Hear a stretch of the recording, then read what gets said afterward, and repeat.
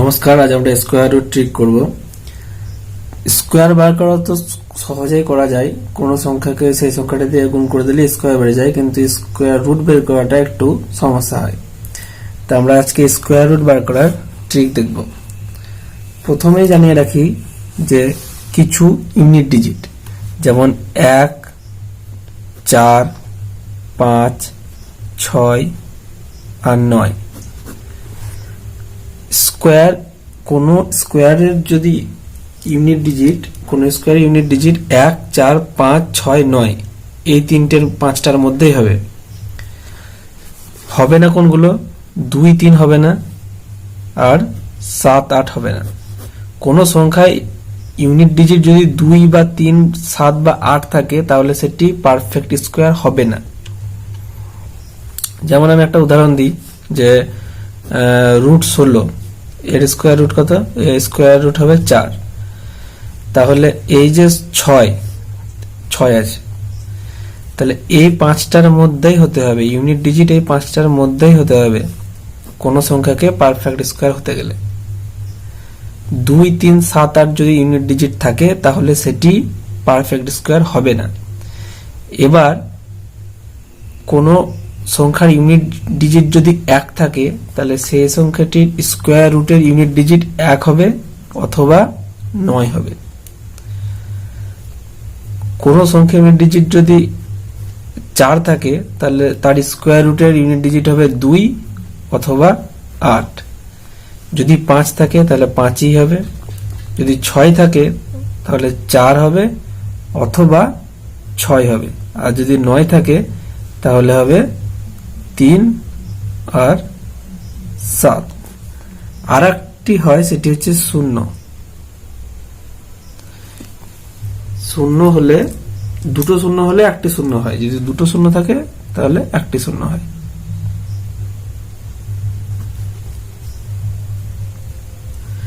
স্কোয়ারে সবসময় দুটো 0 থাকতে হবে, শেষে দুটো 0 থাকলে তবেই একটি 0 আসবে। কোনো সংখ্যা যদি একটি 0 থাকে তাহলে কিন্তু, কিংবা 3টে 0 থাকলে, বিজোড়ে থাকলে হবে না। যেমন 100, √100, তাহলে এই যে 0 থাকলে 10, বা 420, এইভাবে। স্কোয়ার রুট বের করার আগে এই টেবিলটি মনে রাখতে হবে। এবার আমরা স্কোয়ার রুট কিভাবে বের করব? এবার এটা কিভাবে করব? এক্ষেত্রে দেখা যাচ্ছে যে ইউনিট ডিজিট আছে 5, তাই ক্ষেত্রে 5 এর ক্ষেত্রে শুধু 5ই হয়, তাই অ্যান্সারের ইউনিট ডিজিটও 5ই হবে। এবার দেখা যাচ্ছে যে 42 কার মধ্যে আছে? 6 এর স্কোয়ার আর 7 এর স্কোয়ার মাঝে আছে। 6 এর স্কোয়ার কত? 36, 7 এর স্কোয়ার কত? 49। তাহলে এই ক্ষেত্রে যেটা ছোট থাকবে সেটাই হবে। তাহলে এখানে 6, তাই 6ই হবে, তাহলে এখানে হবে 65। এখানে আর একটা জিনিস জানি দিই, 5 এর ক্ষেত্রে শুধুমাত্র এটা হয়। 5 এর ক্ষেত্রে যেহেতু 5 এর শুধুমাত্র 5ই হয়, তাই 5 হবে, আর যেটা দুটির মাঝে থাকলে যেটি ছোট হবে সেই ছোট সংখ্যাটি হবে। আর একটা এখানে হচ্ছে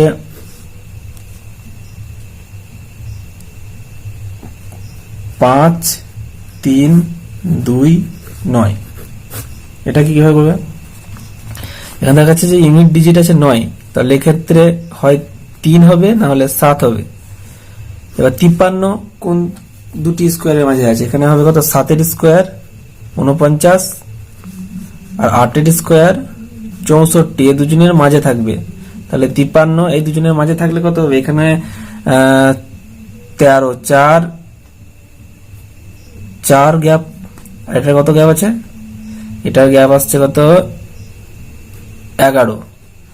তাহলে এখানে উপরের একটির সঙ্গে গ্যাপ আসছে 11, 8 এর সঙ্গে গ্যাপ আসছে 11, আর 7 এর সঙ্গে গ্যাপ আসছে কত? 4। তাহলে এটা 7 এর কাছাকাছি আছে, 7 এর স্কোয়ারের কাছাকাছি আছে। তাহলে এটা 7 এর স্কোয়ারের কাছাকাছি যদি থাকে তাহলে ছোটটার কাছাকাছি যেহেতু আছে, তাই এখানে এক্ষেত্রে ছোটটা ধরানো হবে। এক্ষেত্রে ছোটটার কাছাকাছি আছে বলে এটা ছোটটা ধরা হবে। তাহলে এক্ষেত্রে 7 আর 3, যেটা ইউনিট ডিজিট হবে সেটা যেহেতু ছোটটার কাছাকাছি আছে তাই ছোটটা ধরা হবে, আর যেটা 10th ডিজিট আছে সেটা সবসময় ছোটটাই ধরতে হবে। আর একটা উদাহরণ দিলে জিনিসটা ক্লিয়ার হবে। একটা হচ্ছে 9 2 1 6। এটা কত হবে? এটা যেহেতু 6 আছে তাহলে এক্ষেত্রে হয় 4 না হলে 6, এই দুটি ইউনিট ডিজিট, এই দুটির মধ্যে একটা ইউনিট ডিজিট হবে। এবার 92 কার স্কোয়ারের মধ্যে পড়বে? 9 9 81, 9 এর স্কোয়ার অথবা 10 এর স্কোয়ার 100। এবার 92 এর কাছে কত আছে? 11, আর এর কাছাকাছি কত আছে? 8। তাহলে এখানে দেখা যাচ্ছে যে 92 100-র কাছাকাছি আছে, মানে বড়টার কাছাকাছি আছে। এখানে বড়টার কাছাকাছি আছে বলে আমরা বড় ইউনিট ডিজিটটাকে নেব। বড় ইউনিট ডিজিট মানে এখানে হচ্ছে 6, আর 10th ডিজিট সবসময় ছোটটা হবে, তাই এখানে হবে 9। তাহলে এক্ষেত্রে 96, 9216 স্কোয়ার রুট হবে 96। এখানে 32 49, এটা ইউনিট ডিজিট কত হবে? এটা যেহেতু 9 আছে তাই এক্ষেত্রে হবে 3 অথবা 7। আর এখানে 32 কার কারের মধ্যে হবে? 32 হবে 5 এর স্কোয়ার আর 6 এর স্কোয়ারের মাঝে। 5 এর স্কোয়ার 25 আর 6 এর স্কোয়ার 36। তাহলে এটা দেখা যাচ্ছে যে এটা 32 6 এর কাছাকাছি আছে, সেক্ষেত্রে এটা বড়টাই ধরতে হবে। আর এখানে সবসময় ইউনিট ডিজিট যে 10th ডিজিট হয় সেটা সবসময় ছোট নিতে হয়, তাহলে এখানে হবে 57। আশা করি বিষয়টা বোঝা গেল। 20 25, এটা 5-এর ক্ষেত্রে কি দেখা যাবে? ইউনিট ডিজিট যদি 5 থাকে তাহলে অবশ্যই সামনে 2 থাকতেই হবে, তবে এটা পারফেক্ট স্কোয়ার হবে। তাহলে এখানে 5 থাকলে 5ই হবে। আর এটা 20 কার কার মাঝে হয়? 4 এর স্কোয়ার আর 5 এর স্কোয়ারের মাঝে হয়। আর এখানে সবসময় 5 থাকলে ছোটটা নিতে হয়। ইউনিট ডিজিট যদি 5 থাকে তাহলে সবসময় সামনে 2 থাকবেই, যেমন 225 625 এরকম।